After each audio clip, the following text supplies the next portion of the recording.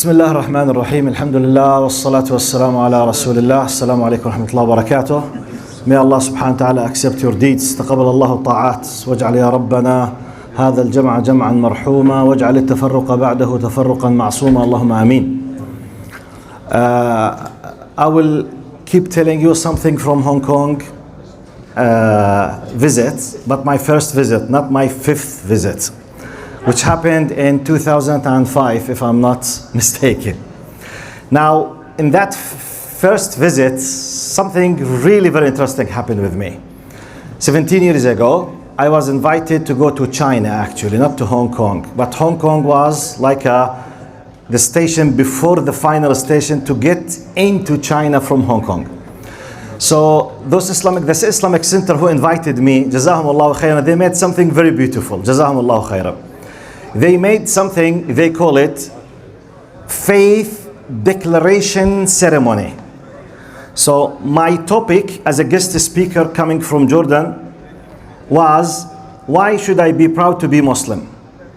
On the margin, there was faith declaration ceremony. I forgot the exact number, it's 20 plus, 21, 22, 19, 23, man and woman, they declared their conversion to Islam. So what happened now, the podium was there. I was sitting opposite to the people, about 300-400 persons waiting for the lecture. To my my right hand and my left hand, there was the elites of the community, the head of Islamic Center, the head of the community, Jazahumullah khair. They asked me to sit in the middle, waiting for about 21 persons to declare their shahada. Then I will start my lecture. Look now, the majority they were women. I remember there were 19, 21 women and just 2 men from many different backgrounds, from Russia, Malaysia, Philippines, Thailand, China, Australia, Indonesia. Amazing diversity. So all of them try to picture this with me. I'm sitting here opposite to a number like yourself now. Now to this side about 10, 12 of sisters and brothers. To this side 10, 12, they are waiting to say their shahada. So because they came from different backgrounds and different cultures and different languages, everyone was given a sheet of paper. The shahada is written in his own letters, which we call it the transliteration. When we write now the word ashhadu an la ilaha, it's in Arabic, but we can write it in English. A-S-H-A-T, whatever, blah, blah, etc. Okay? So everyone has a piece in his own language, the Russian, the Filipino, the Indonesian, whatever, to be able to say ashhadu an la ilaha in the Arabic sound. So I'm just waiting, sitting, doing nothing, just watching this amazing, beautiful spiritual moment. So they started saying ashhadu an la ilaha illallah. I mean, you can imagine more than 20 persons coming to a new religion, leaving their cultures, as if he's taking off his cloak or his jacket completely, and he wants to become like a newborn Muslim. All of them, they're adults. So, the majority there were women, so you can guess what happened.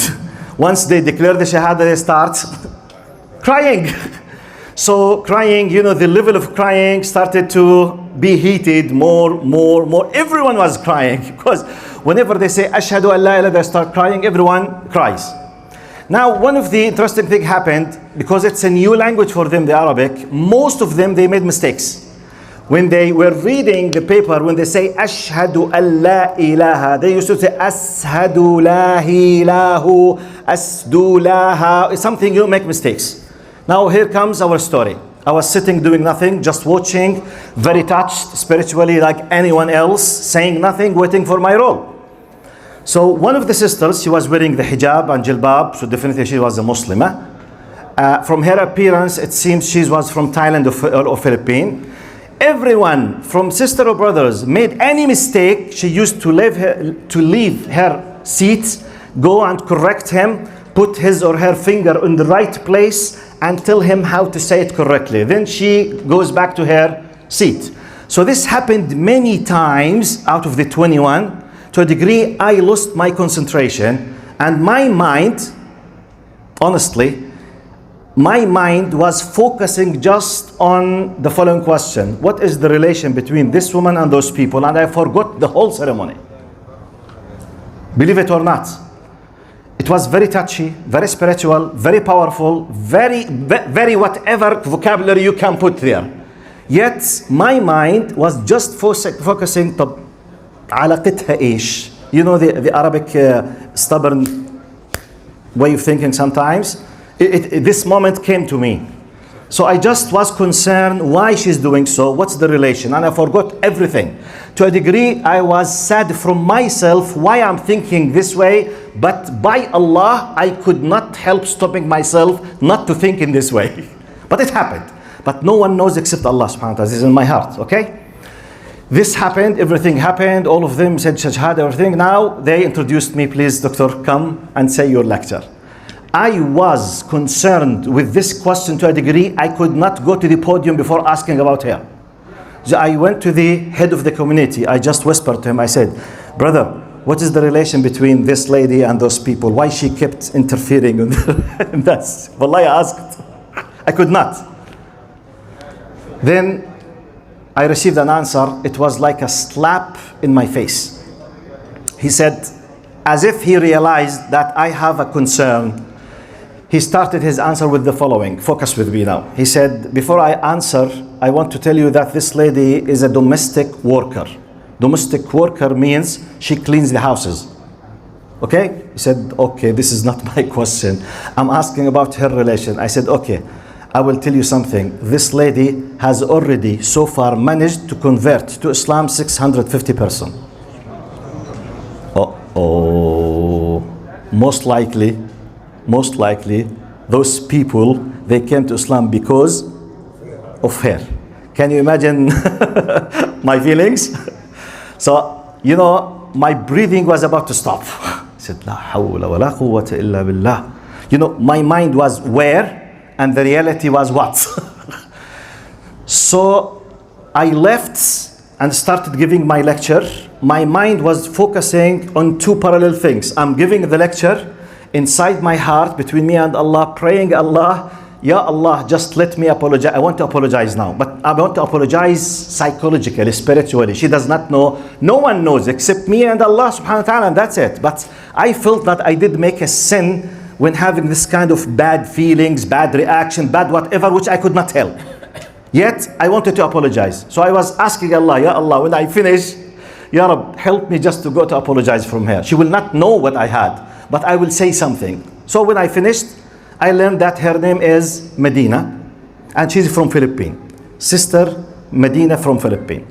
Look now to the peak of the story now. Has not come yet. I went to her. This lady, she was about 50 plus, 55, 57, domestic worker.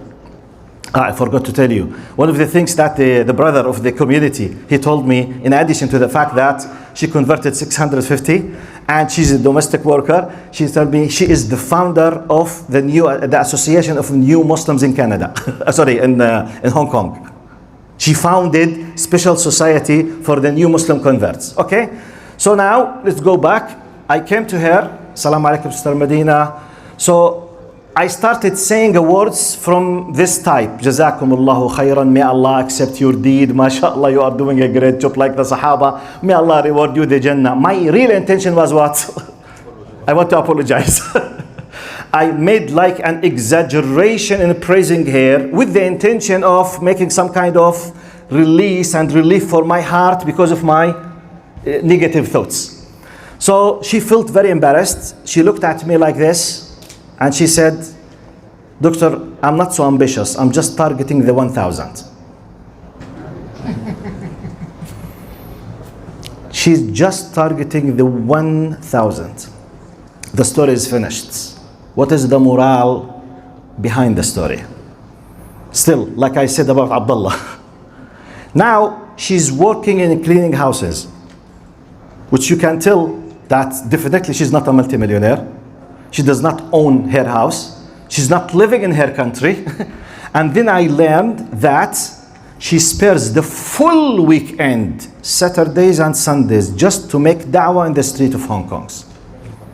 Now try to put anyone from us in her place. How many excuses will we find to do nothing for the sake of Allah? This is my point. She did not accept the excuse that I'm leaving Philippines, and maybe, many people who come from the poor countries, they are supporting at least 5 families, not just their own direct families. Sometimes 5, sometimes 10 families. They live because of their work. They work with, let's say, $1,000, but they support 10 families back there, because $100 sometimes really helps a full family in one of these countries to have a full, and they have no income except this person. So the excuse is there. I'm a woman, 50 plus, cleaning houses, have no time, so tired, not in my place, hardly I have an accommodation, hardly I'm able to sleep, and I get 10 big, yet she converted 650, and she's targeting and she said, I'm not so ambitious, I'm just targeting the 1,000. Wallahi, I felt like one of the biggest lessons Allah taught me. I had a PhD from the UK in comparative religions, and I spent 6 years in the UK sitting with priests and debating and teaching and about Judaism and Christianity. I traveled about 30 countries in the world.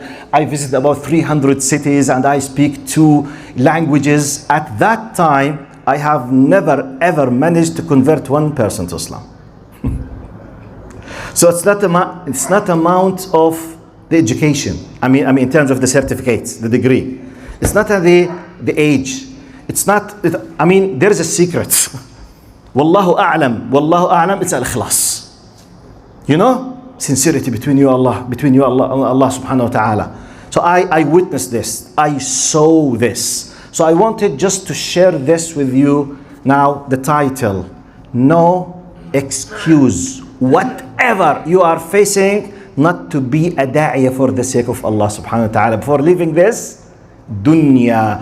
And by the way, finally, Allah subhanahu wa ta'ala has enabled us with a lot of means, with a lot of tools living in this country. So what we can do in terms of translating, speaking 2 languages, space of time, plenty of money, support, communication, human rights, donating, many things. What we can do, many millions they can do. So compare, so just fix in your mind. Sister, what's her name? Medina. Compare it with myself, yourself.